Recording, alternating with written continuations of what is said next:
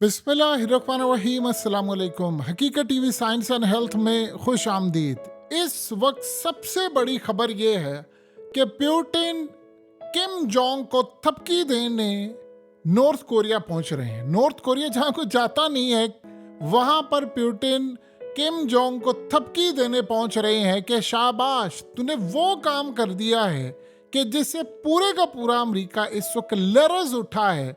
और इस सारी सूरत हाल के अंदर प्यूटिन खुद मुबारकबाद देने पहुंच रहे हैं और उसके साथ बहुत बड़ी डील करने जा रहे हैं।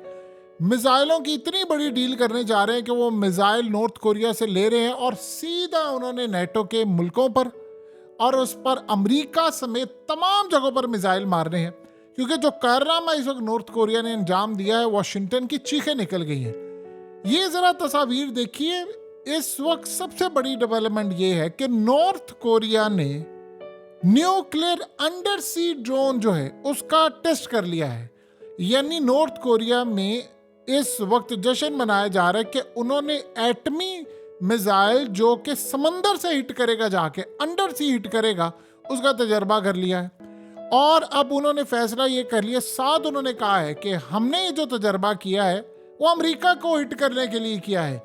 और अमेरिका एक बार ज़हन में रख ले कि तुमने साउथ कोरिया के साथ मिलकर टेंशन बढ़ाई तो हमें काम करना पड़ा। अब हमारा न्यूक्लियर तुम्हारे एयरक्राफ्ट कैरियर समेत पूरी नेवी को तबाह कर देगा और तुम यहाँ पर हमारे सामने खड़े नहीं हो पाओगे। देखिए, नॉर्थ कोरिया के बारे में एक बात आप समझ लें, किम जोंग के बारे में स्पेशली एक बात समझ लें। हालिया हुआ ये था कि इनके यहाँ इन्होंने एक यानी खातून को सजा नहीं दी। एक छोटी सी बच्ची को 12 साल की थी, उसे साउथ कोरिया का एक ड्रामा देखा, उसको 12 साल की सजा दी है। तो वहां पर सूरत हाल ये है कि अजीबो गरीब मामला कि बंदा कुछ भी कर सकता है। यानी उसको नहीं परवाह होती दुनिया क्या कह रही है, फलाना क्या कह रहा है।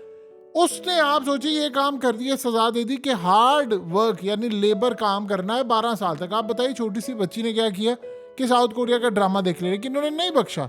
उनकी एक अपनी स्ट्रेटजी है।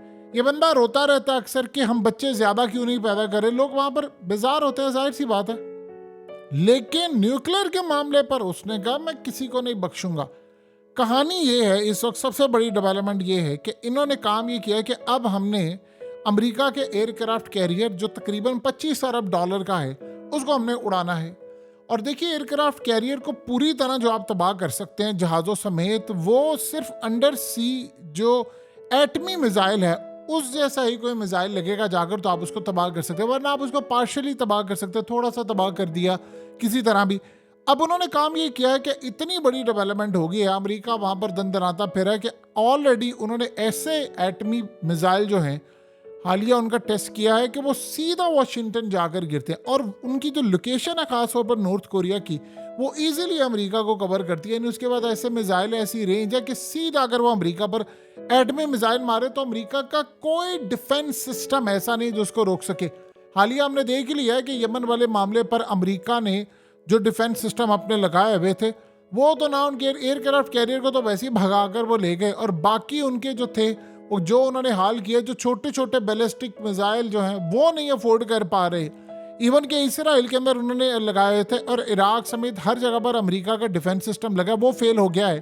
तो अमेरिका के अंदर जो अपने उनके डिफेंस सिस्टम है वो कोई भी इसको नहीं पकड़ सकते। ये न्यूक्लियर जो है, इसकी जो स्पीड है इनके पास जो है वो इतनी ज्यादा है, इतनी ज्यादा, क्योंकि वॉरहेड होते हैं ना, वो लगाने होते हैं। वो स्पीड है, उनको किसी तरह का कोई भी अमेरिका का डिफेंस सिस्टम नहीं रोक पाएगा। अब अमेरिका की चीखें निकल गई हैं कि इस बंदे के पास ये टेक्नोलॉजी आ गई इनके मुल्क के पास, और ये किसी भी वक्त अमेरिका का एयरक्राफ्ट कैरियर तबाह कर सकता है, और इतनी बुरी तरह तबाह कर सकता है कि जिसकी कोई इंतहा नहीं। सो इस वक्त सबसे बड़ी डेवलपमेंट ये हुई है कि आने वाले वक्त के अंदर अमेरिका की चीखें निकल गई हैं कि नॉर्थ कोरिया पूरी तरह तैयार है, और उन्होंने अपनी आर्मी को हुक्म दिया है कि निशाना सिर्फ वाशिंगटन, यानी ये वो साउथ कोरिया के तो वो कहते हैं पपेट है, ये तो कोई किसी की औकात ही नहीं है। निशाना सिर्फ और सिर्फ अमेरिका, और अमेरिका और अमेरिका, सिर्फ अमेरिका। अब हुआ ये है कि प्यूटिन ने जब ये देखा, हंगामी तौर पर उनका एक दौरा अनाउंस हुआ है और वो जा रहे हैं किम जोंग से मिलने, और उसके बाद सबसे पहले तो उसको थपकी देंगे कि शाबाश, तूने वो काम कर दिया है जो आज तक कोई कर नहीं पाया, लिहाजा हमारे जितने भी बड़े हैं या छोटे हैं या सब कुछ है, वो तुम्हारी इस कामयाबी पर खुश है। अब सबसे पहले वो डील करने जा रहे हैं नॉर्थ कोरिया के साथ। यहां से वो लेंगे इनसे हथियार, और हथियार लेने के बाद रूस, अब वो खतरनाक तरीन हथियार। असल में नॉर्थ कोरिया के बारे में समझ ले, अमेरिका के पास अगर दुनिया के किसी मुल्क की सबसे कम मालूमात है न्यूक्लियर के हवाले से, टेक्नोलॉजी के हवाले से, तो वो याद रखिएगा उनके पास नॉर्थ कोरिया की मालूमात है। यानी उनके पास इतनी नहीं है क्योंकि वहां पर आप जा नहीं सकते, वहां पर कोई ऐसा मामला नहीं होता। अमेरिका से वो नफरत करते हैं, इजराइल से वो नफरत करते हैं, उनकी पॉलिसीज ये है, उनके अपने लोग बाहर नहीं जाते, ना पढ़ाई के लिए ना कुछ, कोई रेट थोड़ा बहुत हो वो एक अलग बात है।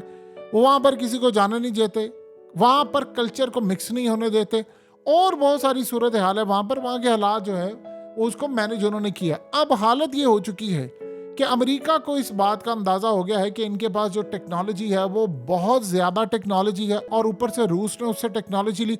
अब वो मिसाइल का जो तजर्बा, असल में नेटो ने इस वक्त ये कहा है कि वो रशिया के साथ उन्होंने वर्ल्ड वार कर देनी है, और ये अपनी कल परसों किसी भी वक्त ये सूरत हाल बहुत ज़्यादा खतरनाक हो सकती है। तो पुतिन वहाँ पर जा रहे हैं और वहाँ से उनसे लेंगे मिसाइल। अब वो मिसाइल लेकर असल में उन्होंने दागने हैं नेटो के ऊपर, अमेरिका के ऊपर मिसाइल दागने हैं। सबसे बड़ी बात यह है, ये लास्ट फेज चल रहा है यूक्रेन के अंदर। अब यूक्रेन की सूरत हाल का आप अंदाज़ा कर लें कि एक मॉडल थी, वो यूक्रेन से वापस आई और उसने आकर कहा, ये ज़रा सुनने वाली बात है, उसने कहा कि यूक्रेन के अंदर हमें यह बताया जा रहा है कि जंग जीत रहे हैं। उसने कहा वहाँ पर आम जो लोग हैं, आम लोग, उसने कहा 10 लाख से ज़्यादा फौजी हमारे मारे जा चुके हैं, और आम लोग जो हैं फौजियों समेत और आम लोग जो 10 लाख से ज़्यादा मारे जा चुके हैं, 60 लाख छोड़ चुके हैं। उन्होंने कहा अन करीब हमारे हाथ से सब कुछ निकलने वाला है, किसी भी वक्त पुतिन ने ये सब कुछ कब्जा करना है, हमारे हाथ से जाएगा। तो कहा वहाँ पर जो आम फौजी हैं वो काम ये कर रहे हैं कि अपने किसी दोस्त यार को कहते हैं कि तू हम मुझे ज़ख्मी कर दे, कोई मेरी टांग तोड़ दे, कुछ कर दे, ताकि मैं जख्म दिखा के कह सकूं कि मैं आपकी फ़ौज में लड़ नहीं सकता, क्योंकि जो फ़ौज में लड़ने के लिए जा रहा है वो मर रहा है, उसके पास बाकी कुछ नहीं बच रहा। और हम ज़ेलेंस्की पर क्रिटिसाइज करते हैं तो हमें जेलों में फेंक दिया जाता है। उसने कहा कि ये अमेरिका से लेकर यूरोप ने हमें मरवाया है, इससे बेहतर था कि हम ये रशिया के साथ जंग ही ना छेड़ते, हम जाते ही ना नेटो के अंदर, हमारे पास कोई मामला ही ऐसा ना होता और हम स्मूथली चलते रहते और कोई चीज़ें ख़राब ना होती। तो चलो ठीक था, मुल्क तो था ना हमारा, चीज़ें तो थी हमारी, लेकिन ये तो जंग छेड़ दी गई है। अब तो रूस हमारा डोमिनेट कर चुका है सारा इलाका, और आज नहीं तो कल किसी भी वक्त उसने ग्रैंड हमला करना है और पूरा यूक्रेन उसके हाथ में चला जाएगा, तो हम हाथ मलते रह जाएंगे। अब आप सोचिए ज़रा, इतना भयानक जो सच है जब वो सामने आ रहा है तो उसके बाद क्या होगा। इन्होंने काम ये किया है कि नेटो ने कहा कि तैयारी हम कर रहे हैं, क्योंकि अमेरिका को इस बात का अंदाज़ा है कि यूक्रेन अगर पूरे का पूरा इनके हाथ से चला जाता है, जो कि जाने वाला है, तो फिर उसके बाद दुनिया में अमेरिका का जो हाल होगा, जो यूरोप की सड़कों पर लोग आएंगे, आप उसका अंदाजा भी नहीं लगा सकते। पूरा यूरोप सड़कों से भर जाएगा और वो कहेंगे कि इनफ इज इनफ, कोई जंग नहीं करनी, फौरी तौर पर रूस के साथ डील करो, सस्ती गैस लो, गैस लेने के साथ साथ और इनसे तेल और तमाम चीज़ें लो, ताकि हमें कोई मसला ना हो। अब असल में रूसो इस बात का इंतज़ार कर रहा है, लेकिन अमेरिका उसको उकसा रहा है और वो कह रहा है कि नहीं, ये काम नहीं करना। इसीलिए उन्होंने फौजें तैयार की है नेटो की कि हमने हमला करना है हर सूरत रशिया पर, और इसी हमले के पेशे नज़र अब वो हथियार ले रहे हैं नॉर्थ कोरिया से, और नॉर्थ कोरिया उधर तैयार है अमेरिका को दबोचने के लिए। आप अगर सारी चीज़ें देखेंगे तो पूरे खिते के अंदर अमेरिका की कब्र खुद रही है। यानी अमेरिका का वो लेवल नहीं है। इसराइल का मामला तो आप छोड़ ही देना कि जो है, चाइना, रशिया और बाकी ताकतें, ईरान समेत, इन्होंने प्लान ये किया है कि हमने अगर इसराइल को तबाह करना है तो हमारे पास एक ही रास्ता है, और शायद इससे बेहतर गोल्डन चांस कोई नहीं है। और वो काम ये करने जा रहे हैं सारे मिलकर कि इन्होंने अमेरिका को तबाह करना है। प्लान ये हुआ है कि यमन वाली साइड जो है वो अमेरिका को तबाह करेगी। अब अमेरिका ग्रैंड ऑपरेशन करने के लिए जा रहा है यमन के अंदर, लेकिन जो उसका हाल होगा वो सारी दुनिया देखेगी। इनका बहुत बुरा हाल होगा। एक चीज़, जैसे ये यहाँ पर जो मिडिल ईस्ट वाली लड़ाई है कि पीक पर जाएगी, उसी वक्त आप देखेंगे कि पुतिन वहाँ पर रशिया से की फौजें उतार देगा और वहाँ पर एक ग्रैंड हमला होगा और वहाँ पर ऐलान कर दिया जाएगा कि आप सरेंडर कर दे। जो सरेंडर करेगा हम उसको रशिया के अंदर शामिल कर देंगे। इसी तरह करते करते सारा मुल्क कर देगा और यूं यूक्रेन हाथ से चला जाएगा। अब नेटो वहाँ पर जब आएगी तो फिर रूस ने काम ये करना है कि बेलारूस में उसके जो न्यूक्लियर मिसाइल है, या तो उसने बटन दबा देना है, या आखिरी हद तक अगर ये यूरोप वाले नेटो वहां पर ना चढ़े तो फिर मामला अलग होगा। वो तैयार बैठा हुआ है, उसने हमला कर देना एटमी, वो कोई पीछे नहीं हटेगा। उसने पहले ही काम किया था, बेलारूस में डिप्लॉय कर दिया। एक चीज। नंबर 2, जैसे ही लड़ाई होगी, यूक्रेन वाला मामला होगा, उधर से जब लड़ाई होगी तो फिर चाइना का ग्रैंड प्लान ये है कि फौरी तौर पर हमने ताइवान की एनेक्सेशन कर देनी। यानी ताइवान की ये जो लड़ाई है, ताइवान को अगर हमने कर दिया, शामिल कर लिया, तो अमेरिका 4 महाजों पर नहीं लड़ सकता। एक महाज ये है कि वो यहाँ पर यमन वाली साइड पर, और ईरान और ये सारा फैल जाएगा। नंबर 2 यूक्रेन, नंबर 3 ताइवान, और चौथा महाज जो है वो नॉर्थ कोरिया का है।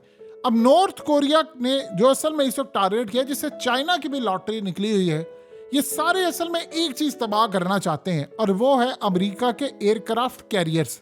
अब जानते हैं कि यमन की साइड पर क्या हुआ था। अमेरिका लेकर आया था एयरक्राफ्ट कैरियर, जो मुख्तलिफ है इनके पास, को $15 अरब का है, को $25 अरब का है, को $30 अरब के करीब है। अब तो चूंकि रेट बढ़ चुके हैं, तो फौरी तौर पर उसको लगा कि यार ये मामला बड़ा खराब हो जाएगा, इनके मिसाइल हमसे रुक नहीं रहे, तो वो एयरक्राफ्ट कैरियर भगा कर ले गया। दुनिया को ये पैगाम उन्होंने दिया कि शायद ये जंग से पीछे हट रहे हैं, वो बचा कर ले गया कि हमारा तबाह ना हो। डिस्ट्रॉयर लेकर आया। अब एयरक्राफ्ट कैरियर वो चीज़ है जिसके ऊपर 100, 160 डिपेंड करता है कौन सा किस कैपेसिटी का है। यानी 60 से लेकर 180 तक के तैयारे आ सकते हैं, F-35 और बाकी सारे, और पूरा डिफेंस सिस्टम, जासूसी, सब कुछ है। वो बड़ी एक बला है। अब हुआ ये है कि चाइना को अंदाजा है कि अगर हमने अमेरिका के तबाह करवा दिए एयरक्राफ्ट कैरियर किसी तरह, चाहे वो नॉर्थ कोरिया के थ्रू करवाएं, चाहे वो रशिया के थ्रू करवाएं, चाहे वो यमन के थ्रू करवाएं, या किसी तरह करें, ये तबाह कर दिया तो अमेरिका खत्म। ये अमेरिका की असल में पावर है जो उसने समंदरों में जाकर लड़ाई करनी है, और इसी को तबाह करने के लिए उसने नॉर्थ कोरिया की मदद की हुई है। और अब ये जो टेक्नोलॉजी नॉर्थ कोरिया के सामने आई है, ये असल में उसी का हिस्सा है। अब सोचिए जरा कि आम रूटीन में आपने एक ऐसी बला बना ली है कि अमेरिका का एयरक्राफ्ट कैरियर को आप किसी भी वक्त निशाना बना सकते हैं। सोचो उसके ऊपर 60-70 तैयारे हों और सारे तबाह हो जाए, लोग तो मारे जाए, वो उसकी नेवी, उसका हाल क्या होगा आप अंदाजा नहीं कर सकते। और दूसरी बात यह है कि इस बंदे से, खास तौर पर किम जोंग से, तो आप कुछ भी एक्सपेक्ट कर सकते हैं। वो तैयार बैठा हुआ, वो कहता है कि मैं तो तैयार बैठा, मैंने अभी बटन दबाना है, और यहां से बटन दबाया मैंने तो सीधा जाकर मिसाइल हिट करेगा और अमेरिका में गिरेगा। अब आप जरा अंदाजा कर लें कि अमेरिका की पोजीशन इस वक्त क्या हुई है। आने वाले वक्त के अंदर अमेरिका अपनी खुद मौत मरने के लिए जा रहा है। जितने महाजों पर आप पंगा ले रहे हैं, ये सबसे बड़ी बात है कि अमेरिका को अभी तक इस बात की समझ ही नहीं आ पाई कि पिछले काफी सालों से जिन छोटी छोटी ताकतों को वो बला बन के डरा रहा था, वो सारी खुद बला बन चुकी हैं। यानी आप सोच लें कि यमन के बारे में उसने कहा था कि यमन तो कोई मुल्क ही नहीं है, मैं इसकी इंटेलिजेंस मालूमात रखकर अपना पैसा क्यों बर्बाद करूं। उससे बेहतर नहीं है कि मैं ईरान के ऊपर भी फोकस कर लूं, मैं मिडिल ईस्ट की कंट्रीज पर कर लूं, मैं रशिया पर कर लूं, मैं चाइना पर कर लूं। ये चक्रों में वो लगा रहा। उधर आप देख रहे हैं यमन क्या झांट, यानी एक बला बन गई। और यमन इस वक्त उसके गले की हड्डी बना हुआ है कि बरतानिया से लेकर कहाँ गई वो 40 कंट्रीज। ये तो बड़ा जोश में आ रहे थे वो जी, 40 मुल्क आएंगे यमन पर हमला करने। बयान 40 ने देकर 20 रह गए थे, 20 के बाद 12 रह गए थे, और उनमें से 12 ने स्टेटमेंट जारी की। लड़ने के लिए कितने लोग आए? सिर्फ और सिर्फ दो ममालिक आए, और वो है अमेरिका और उसके साथ बरतानिया। और हालत ये है कि अब वो भी हमला नहीं करे तो अमेरिका की सारी जितनी प्लानिंग है, स्ट्रेटजी है, वो फेल हो चुकी है। देखिए, रशिया ने किम जोंग को पूरी तरह सपोर्ट किया है, चाइना ने उनको सपोर्ट किया है, यानी एक ऐसा अलायंस बना हुआ है। अगर आप देखें तो अमेरिका के जो मुखालिफ ग्रुप है, आप उनकी ताकत का अंदाजा कर लें। रशिया इतनी बड़ी जान ताकत है कि उसने सबको शिकस्त दी हुई है।